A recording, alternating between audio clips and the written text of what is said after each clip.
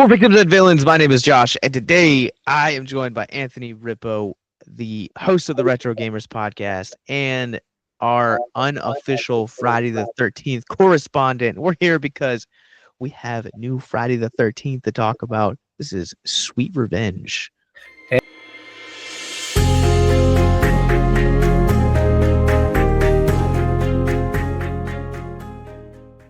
Hey, Josh, good to be back. It's been a while, and who knew we would say that there is a new Friday the 13th to discuss in 2025.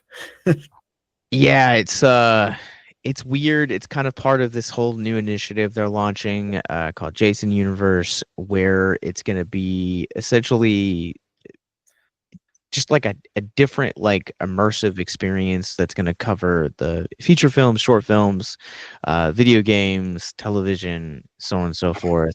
And so this one is presented. Well, I just want to get this out of the way. This one's presented by Angry Orchards Cider.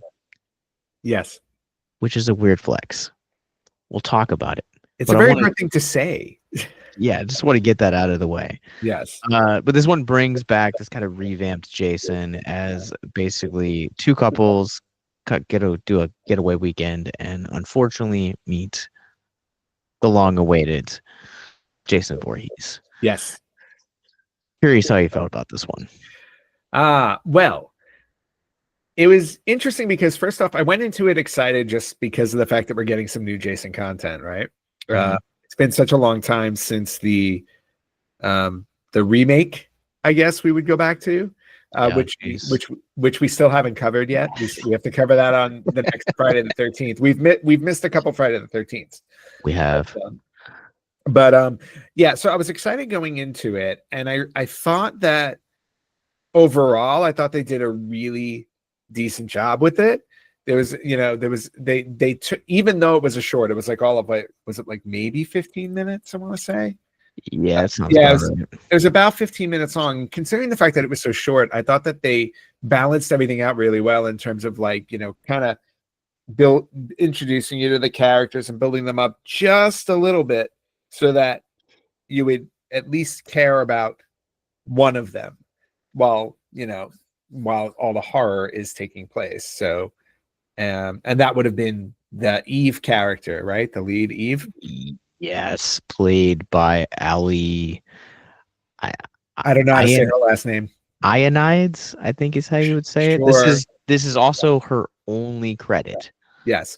So Ali and all the vowels in her last name. I thought she did a really good job. I thought everybody did a really good job, but I thought the pacing was good. I liked all of the familiar elements that were put in there. Like, this felt like a Friday the 13th in terms of the characters, the lighting, the locations, the score. So, like, they really were trying to hit all the marks the right way. Yeah. From a story perspective, or not from a story perspective, from a little bit of, from a continuity perspective, there was a little, I had a couple of hiccups with that. Do you want me to get into specifics now? No. I kind of feel the same way.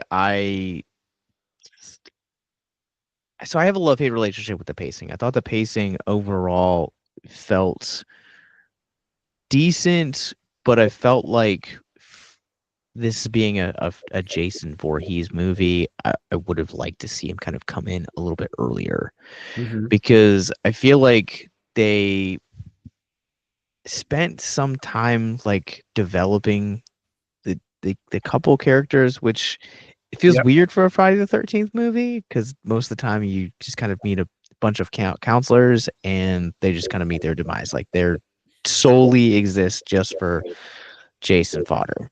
Yes. And I didn't feel that with this one. And that's kind of my tension, where it's like the first half of this feels like doesn't quite feel like a Friday the 13th movie, but the last half does. Okay. Well, it's interesting because I think they for all of the familiar elements, I feel like they were trying to go for something a little more current in that respect, where they do spend a little time building character. And to be honest with you, I mean, they really, at the end of the day, only built Eve. Everybody Yeah. else didn't have a lot of build up. Like the boyfriend had probably just a hair of build up. In fact, I think the old man who's in the story who rents them this place, he probably has the most character development or elements to him than the other characters do. Yeah. And there's nothing wrong with that. It was the not the creepy guy, but the unsettling character that seems to appear in all of the, all horror movies. Uncle Ralph there. Yes, your Uncle Ralph. So yeah, so the pacing didn't bother me too much, and I honestly think that while I was watching it, the pacing happened the way that it did. I think because of budget, because like you said, you would have liked to have seen Jason earlier. I would have too, but then I'm thinking about, had we seen him earlier, all of the off-screen kills would have had to been on screen, and I'm sure that would have run into some budget issues, or they were just trying to build more suspense that way. It could be one of the. I think it was probably more budget. That's fair. Like that's also like kind of my thing was like up until Jason gets in the cabin, I was like, oh, all of these gags are gonna take place off screen. Like That's this is what I cool. thought. Yep. It's cool practical design and like practical effects. But where is Jason? Yes. I felt the same exact way. I thought they were going to do all the deaths off screen, and I was like, well, if they do that, I go that would ruin the entire short, because you can't have a Friday the 13th film in any way, shape, or form, short or feature length, and not have Jason killing people on screen. So it was nice that that actually did happen. It would have been nice to see a little more, like specifically, spoiler alert, the creepy old man gets it. Spoiler alert for a 15-minute film. But he would have been a good character to see die on screen, because we spent some time with him, as opposed to all of the off-screen characters that died we really didn't see. So I was perfectly fine with that. I am also like I talked about this in the beginning. I think one of my fears going into this movie was that it was going to be an Angry Orchards commercial that just happened to have Jason. And it's actually the reverse. Right. So I thought they did the product placement really well. Yes. It was very smooth. It was very subtle. It kind of avoided that like the Wayne's World catastrophe. Yes. But like you still had it very present, and it also opened up the way for what would have been an awesome gag had Eve not stopped Jason, because someone almost got a apple peeler to the face. Yes. That would have been sick to see. That would have been, and to be fair, she did get the apple peeler to her face. It's just it did, he didn't have a chance to kill her with it, right? Yeah, that's fair. So we got a little bit of it, but not the full effect. And the other thing, boat motor though. Yes. And then I will say this about it in terms of Eve and her character. I thought it was a good start for her. I didn't think it was the best finish for her.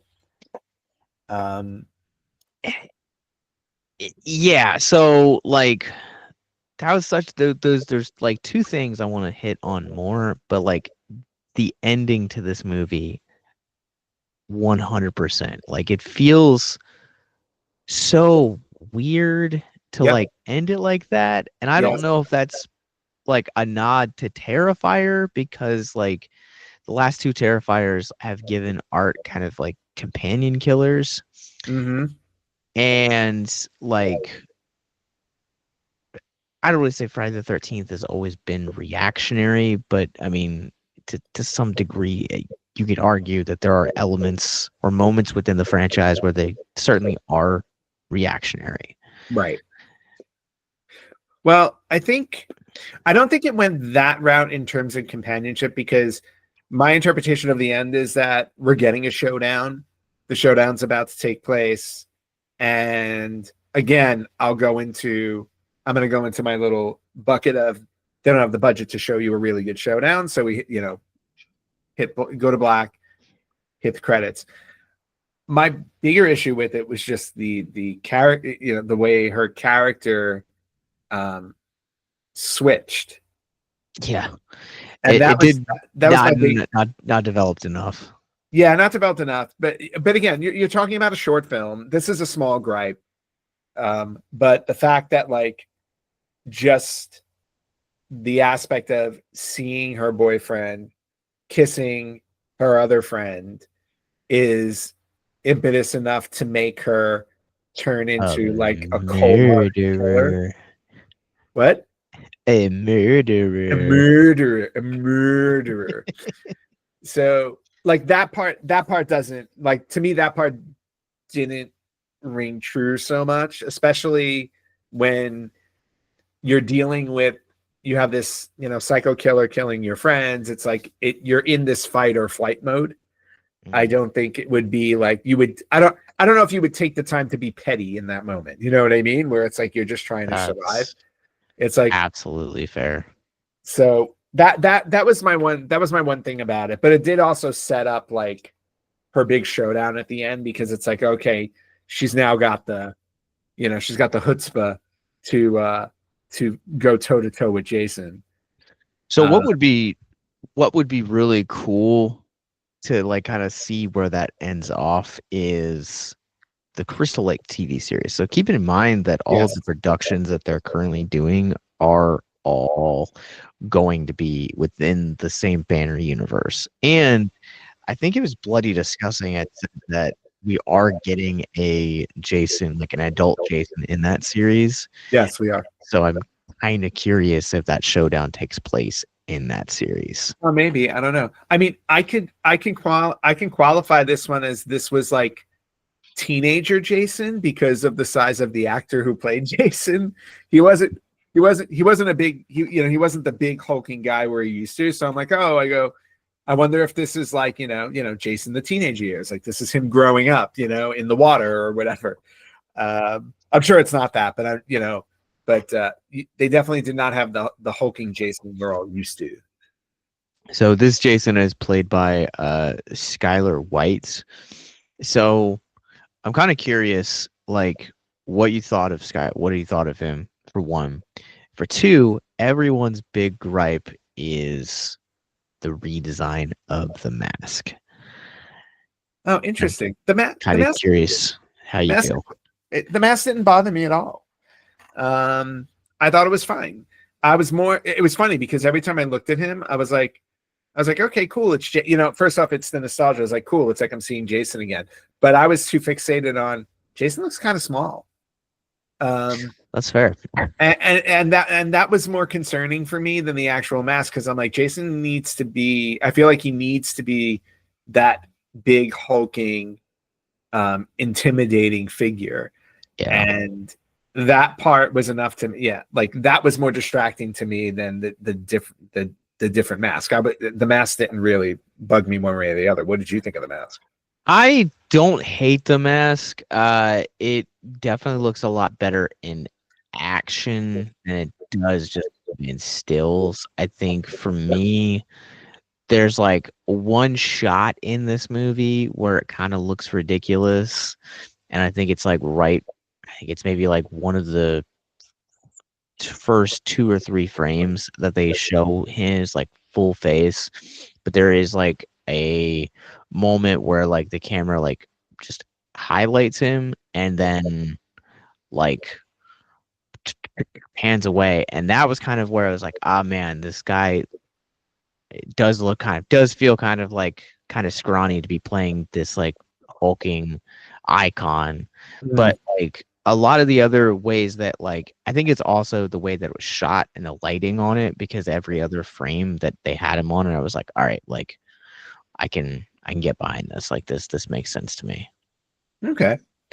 And then what did you think? Because now I have a quick question, because this was my biggest gripe of this whole piece. Okay, bring it on. Takes place in the lake when Eve is she's in her little canoe and she's paddling out and she hits something in the lake and we don't know what it is, and then Jason pops out of the water, pulls her under, right? Mm-hmm. Pulls her under in the daytime. She pops out of the water and it's nighttime. Okay. That I couldn't get past that.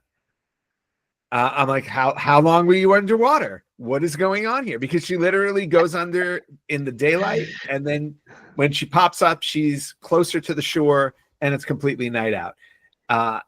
And she pops up from underwater. It's not like they showed her swimming to shore, because I can believe like maybe in her time swimming, the sun was setting and we're going to night. It's like no. She goes underwater. She pops up in a different location, and it's nighttime.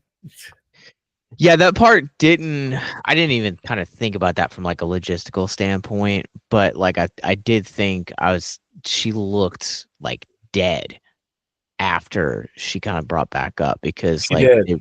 they really like lean into like kind of this like pale gray blue skin, Yep. kind of mixed with like the heavy like eyes under, or dark circles under her eyes, and I was like, Yep.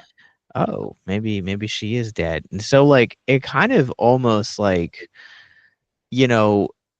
was like, all right, we're in a new universe and like we're gonna establish some things.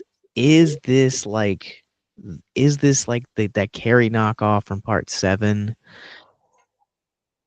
I don't Like know. just reborn, like, or like at least an idea of that. So I'm kind of curious to see where they'll go next with it, but it wasn't a huge gripe for me. I just kind of was like, this franchise takes big swings all the time and It does. doesn't explain a fucking thing. So Well, maybe, because like I noticed that too about her makeup and everything after that point, and I was like, wow, they're really making her look like she's kind of dead. But then it's like, are we introducing new lore where it's like this is Crystal Lake is like a magical lake, and if you drown there, like that explains why Jason's come back to life. And I don't know, like, because there's no impetus, there's no impetus for her to come back as like a stone cold killer, and they don't really pay that off. Like, let's say the lake is magic and she comes back up and now she's this, she's got this like killer instinct in her because she's dead. It still took her to see her boyfriend cheating on her to kind of flip that switch. Whereas like if she just popped up, she would have flipped the switch automatically. I don't know. It's, maybe they are going that direction. Now like all I can think about Can of is worms. Ra's al Ghul from Batman and Yes. his Lazarus pit. So The like Lazarus pit is Crystal Lake is the Lazarus pit. apparently I don't know. I'm kind of curious. I think it's a good first start. I think it had like it tapped into that nostalgia really well. Yep. And I think Mike P. Nelson, did an incredible job. He was one of the directors on 1985 from VHS. Did the criminally underrated Wrong Turn remake. He's getting ready to do the Silent Night, Deadly Night remake in December. I think he did a good job. It feels like someone that was a fan of it. So, like, with that said, where would this land on the Rorschach rating scale for you, sir? Oh shoot! I forget what we're doing. Are we doing out of 10? Are we doing 0 to 5? Half 0 to 5 allowed. But it's Friday the 13th. We should do 0 to 13. 0 to 13. All right, we'll do that. No, we did all the other ones at 5. It's fine.